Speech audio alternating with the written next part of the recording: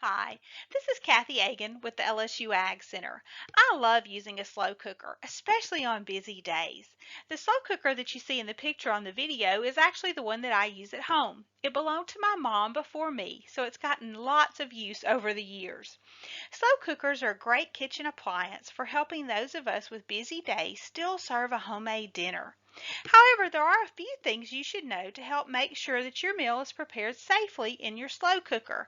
Join me and I'll share some tips and tricks to help you be able to use your slow cooker in a great way that's safe and gets a great dinner on the table. While we should always follow safe food handling practices, we should also make sure that we're following them when we use our slow cooker. You want to start with a clean slow cooker. Make sure all utensils in your work area are also clean. And of course, wash hands before, during, and after food preparation, especially after handling raw meats and poultry. Follow the 20-second hand washing rule and scrub hands with warm soapy water for at least 20 seconds. To make cleanup easier after you've cooked your meal, spray the inside of the crock before you add your ingredients with non-stick cooking spray. That will help keep the food from sticking and make the cleanup so much easier. Prepare foods that have a high moisture content like chili, soup, or spaghetti sauce for the easiest slow cooker meals. If you're using a commercially prepared frozen slow cooker meal, be sure to follow the instructions on the package so that it's cooked safely. Important to keep perishable foods refrigerated until preparation time. Meat and vegetables should be stored separately in the refrigerator in covered containers. It takes time for slow cookers to reach a temperature hot enough to kill bacteria, so keeping those foods refrigerated helps ensure that the bacteria, which can multiply very fast at room temperature, doesn't get a head start during the first few hours of cooking while you're waiting for that slow cooker to get to those higher enough temperatures to kill the bacteria. Always thaw meat or poultry before putting it in a slow cooker. You never want to put frozen meat or chicken into a slow cooker. And use a food thermometer to make sure foods have been cooked to a safe internal temperature. Recommended temperatures for poultry are 165 degrees Fahrenheit, ground beef 160 degrees, beef steaks and roasts 145 degrees. Store foods that have been cooked in the slow cooker in shallow covered containers and refrigerate within 2 hours of cooking. And then reheat foods to 165 degrees Fahrenheit. That way you can make sure that those foods stay safe to eat. Depending on the age of your slow cooker, the size of meat or poultry you cook could matter. Until recently, placing a whole roast or chicken in a slow cooker was not recommended.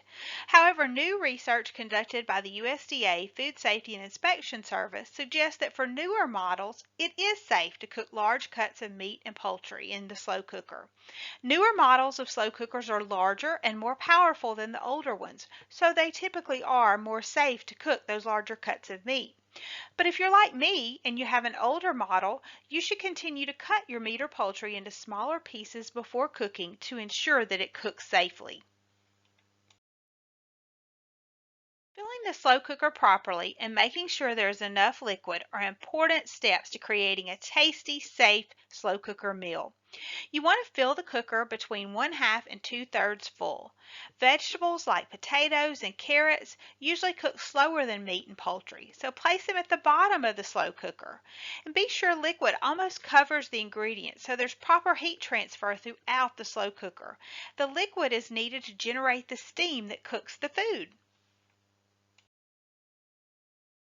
It can be tempting to lift the lid and get a sneak peek at whatever you're cooking for dinner, but don't.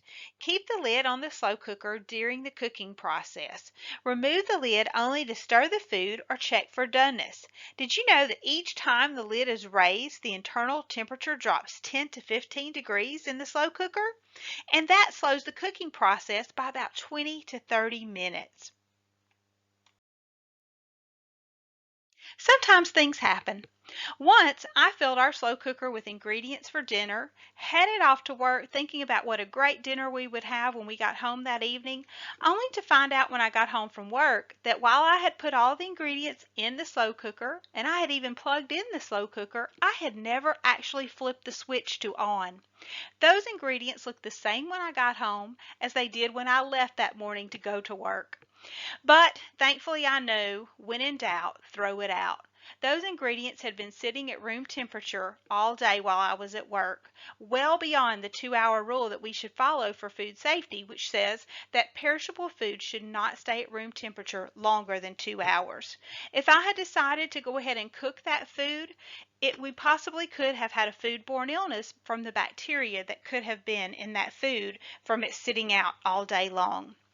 Sometimes things happen that are beyond our control, though.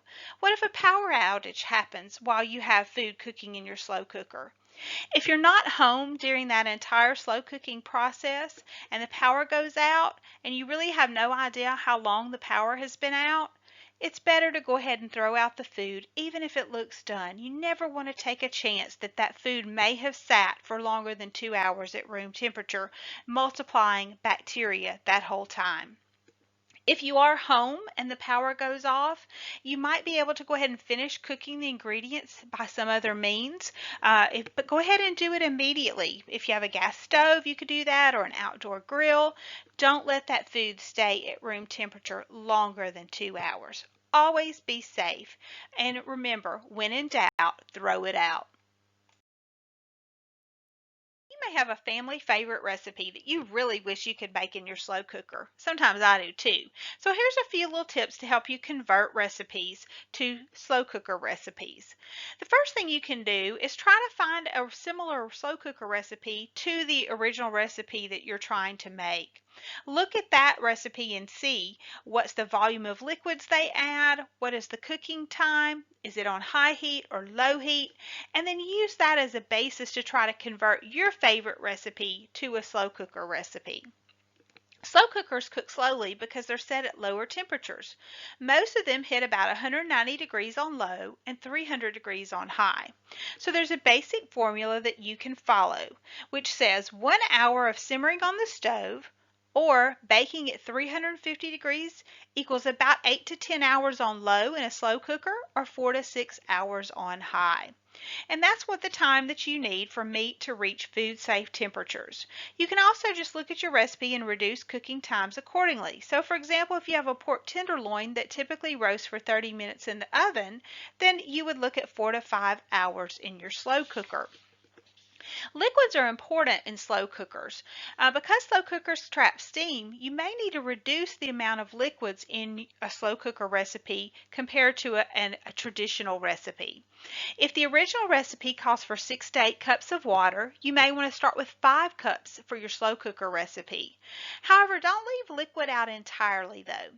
If the base recipe doesn't include any liquid at all, I would suggest adding a half cup of water or broth to create some steam in the crock and help the slow cooker do its job. There are some recipes though that just do not convert well to slow cooker recipes, so you may have to have some trial and error. But before you start trying every recipe, you may want to just look and see if you can find some existing slow cooker recipes that will give you some great results and help you find some new recipes for your family. I encourage you to visit our website at www.lsuagcenter.com. Happy slow cooking, everyone!